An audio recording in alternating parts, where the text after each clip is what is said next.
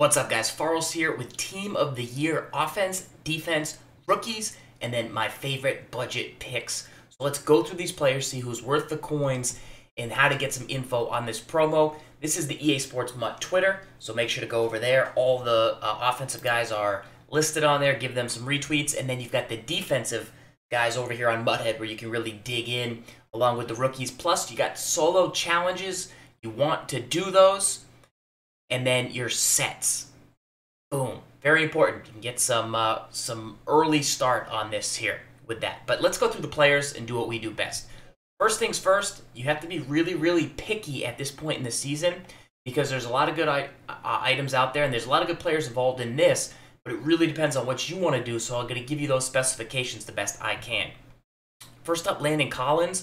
As you dig into Landon Collins, what you see here is a 6-foot-tall player with 91 speed, which is right about where you need to be, 95 hit power, and then he has the zone coverage at 94. Very, very good, but doesn't have the man coverage to play down in the box. Not that that's what I use my strong safety for.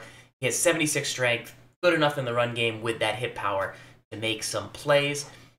I still look at things like Ken Houston, Paul Krause's of the world, guys that are 6'3", that can get there, or guys that maybe are slightly faster, although Landon Collins has got so many upgrades over the course of this season that he is very, very good. So I like Collins. He's been one of the players, like A.J. Bouye, who started out the year right at that 91 already. I like Bouye much better than Casey Hayward, and the reason is because he's taller at 6 feet, and they both have 90 speed, so I would favor Bouye over Hayward. I've also used Bouye, and he's made some very, very good plays for my defense. Now, one of my sleepers that I'm going to bury in here is down with the rookies. This Myles Garrett comes in at 90 block shed, 95 strength with 90 power move. So you're going to get a 90 move, you're going to get 95 strength and 90 block shed. You go to the defensive tackles in Team of the Year, and you see guys like Geno Atkins with 90 strength and 90 block shed. So Myles Garrett's 5 stronger. Even in Ndamukong Suh, 95 versus 90, 95 versus 96. So this Myles Garrett, if you did the power up, you're really, really great position with this item. I mean, even this flashback J.J. Watt, who I want to talk about one other flashback that I think makes one of the Team of the Years not as good. So we'll get to that. But this J.J. Watt, who Watt's played really good for me, even just his core, he's been in my lineup the whole year. He's only at 94, 94, 93 power move. So I love what Myles Garrett brings to the table there. Now, Lavonte David is your cover linebacker in that 4-3 outside linebacker, zone coverage above 92 without even his things active or a motivator getting him up. So this guy is crazy good. Plus, he's got secure tackler for the ground game. Really good item if you don't have Telvin Smith. Really good item if you don't have Derek Brooks. You might be able to, if you pull this guy, you're happy with keeping him. Now, as far as other linebackers go, this Bobby Wagner is 6 feet tall. So, I like to use a taller guy than 6 feet. I like to go 6'5" if I can get it, 6'3" minimum. And I like to have 90 speed at this point in the year. 88 is very good. It's amazing. I mean, he has great hit power and great block shed. I think Wagner, to me, at 89 zone, is a guy that you have to activate all his read and reacts to get him to 89, and then you have to use a Honey Badger to get him to 91 with Motivator and let him play on his own, because you have to use this item, this flashback Shazier. We never talked about the flashbacks, but the flashback I like the most is Shazier, because what he brings to the table is 92 speed at 6'1" at this point in the year, and that's just too much speed to give up. That's 4 speed. That's worth the height differential of a 6'5" player at 87 speed, 88 speed. I love this Shazier. This is where you would go, and you'd have to let then the Wagner roam on his own, and I'm going to let a guy with 91 zones, going to be the only guy on my team that's going to roam by his own, so almost Lavonte David there is almost better. Defensive tackles, to me, guys, look, I would just go with beefy DNs and slide them in, because there's 3D tackles here. It's just not for me. Joey Bosa was so good at the start of the year because his power move and finesse move matched and were above 90. But at this point, his strength hasn't juiced up with the rest of his moves, which are now an amazing 96 and 94. So that's why I would like this Khalil Mack better. At 88 speed with 95 block shit, his strength's still a little bit low, but he's got really good move. But notice he is an outside linebacker. He's no longer a left end. So that's the Khalil Mack was what I was looking at. At 88 speed, he's got 96, 92 outside linebacker, whereas the Bosa is now down on the line at right end. He has unfakeable at right end, which is pretty interesting.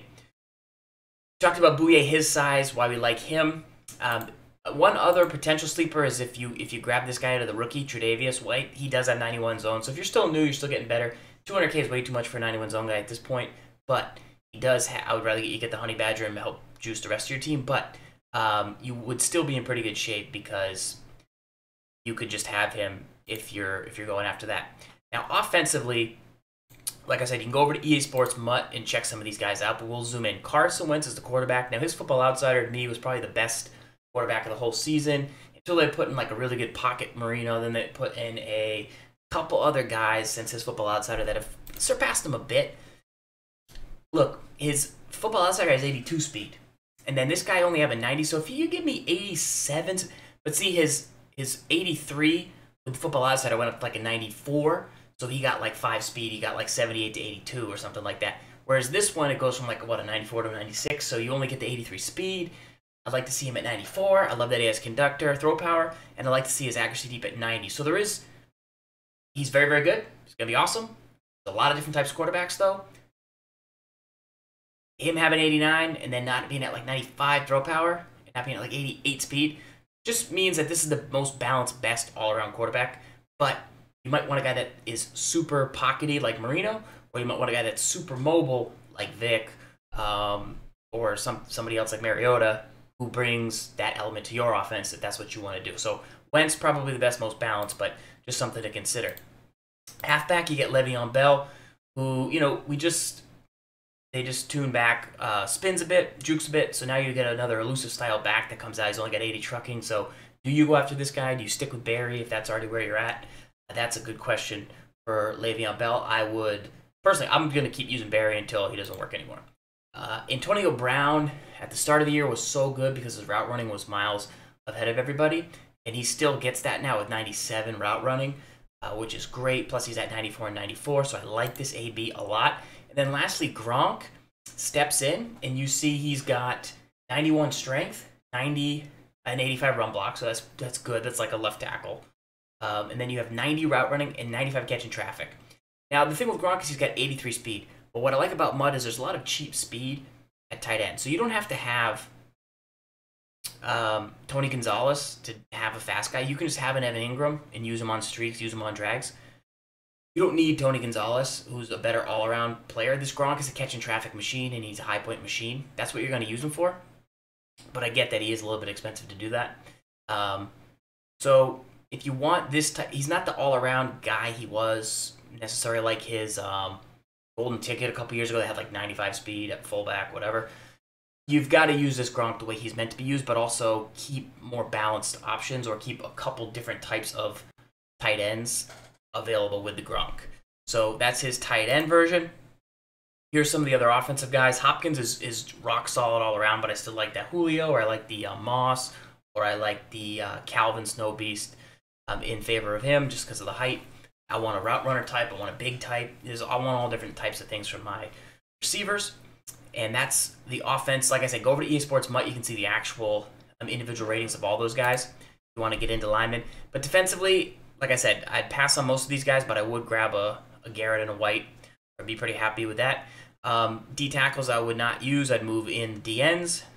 And there are some good corners in secondary guys, but you got to be so picky to get guys that are 6'2", get guys that have big hip power, Jalen Ramsey's, get guys that have Paul Krause level hands, get guys that have Ken Houston all arounds. There's an upgraded Sean Taylor. You really got to be picky with your squad. So that's what I would recommend you do here with Team of the Year. And shout out to Brett Cole, I believe it was, who hit me up on Twitter, and he said, hey, Farls, where's your Team of the Year review? I was planning on making it, but I just was working through that. So any other questions, let me know. And keep an eye on the offense. Do your solos. Very important to do that. And that is it. So if you have any more questions, leave them in the comments. We'll try and get down there and answer. Be looking into some more good budget guys, and obviously we're going to see a lot of salary cap building coming up here in the upcoming championship. So we'll have to reconfigure how people go with that, but it sounds like Khalil Mack could be somebody that you see on a lot of these teams, so I wouldn't be surprised. All right, guys, until next time, this is Farls reminding you to lock up, stay hungry, and we'll